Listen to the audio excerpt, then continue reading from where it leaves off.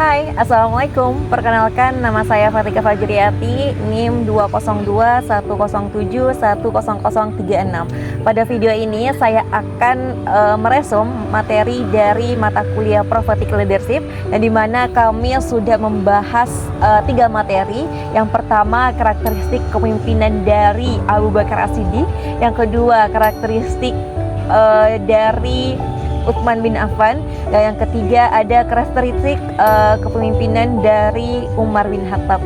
Langsung saja, perlu diketahui teman-teman semua, pada setiap kepemimpinan Islam tentunya memiliki kemajuan peradaban yang berbeda-beda dan punya ide dan gagasan yang berbeda-beda, serta kebijakan yang berbeda-beda pula, baik itu sebelumnya ataupun sesudahnya. Karena karakter dan sifat setiap pemimpin menentukan sebuah wilayahnya.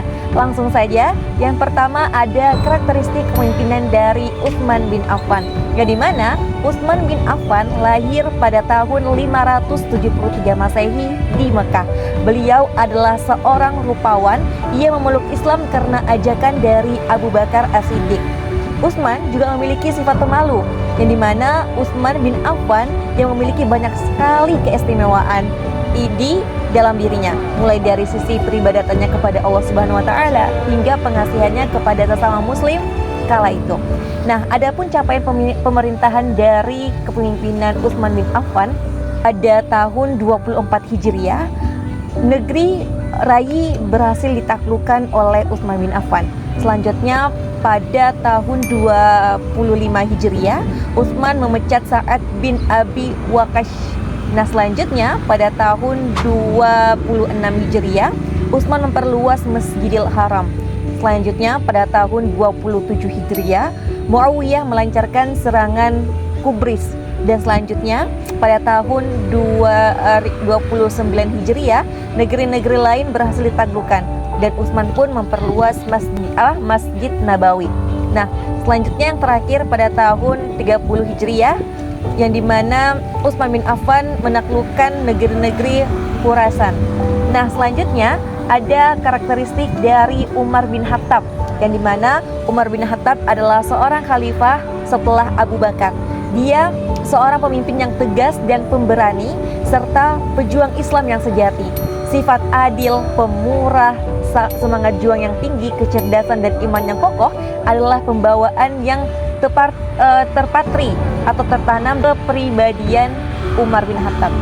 Adapun kebijakan-kebijakan kepemimpinan dari Umar bin Khattab, yang dimana kebijakan-kebijakan politik Umar bin Khattab ini, dia telah membagi kekuasaan secara terpisah, yaitu kekuasaan legislatif, yudikatif, dan eksekutif, yang dimana kebijakan ini menunjukkan bahwa Umar memang seorang negarawan dan administrator yang bijak. Dan dengan adanya memisah kekuasaan tersebut, sehingga pemerintahan dapat berjalan dengan baik dan membawa kemaslahatan umat Islam.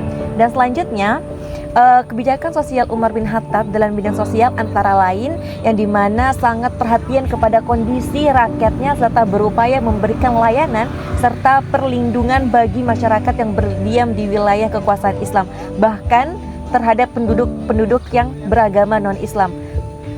Yang selanjutnya ada karakteristik dari kepemimpinan Abu Bakar.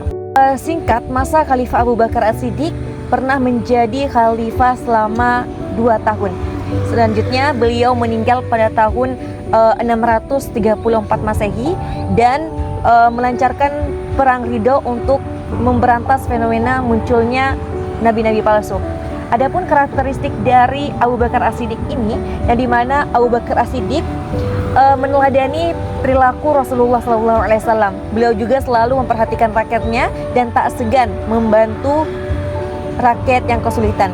Selanjutnya, beliau juga mendirikan lembaga-lembaga untuk kesejahteraan umum seperti lembaga Baitul Mal dan lembaga pengadilan.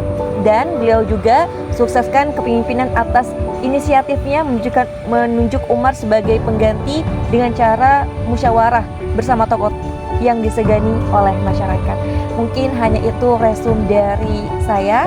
Saya Fatika Fajriati, pamit undur diri. Sekian, wassalamualaikum warahmatullahi wabarakatuh.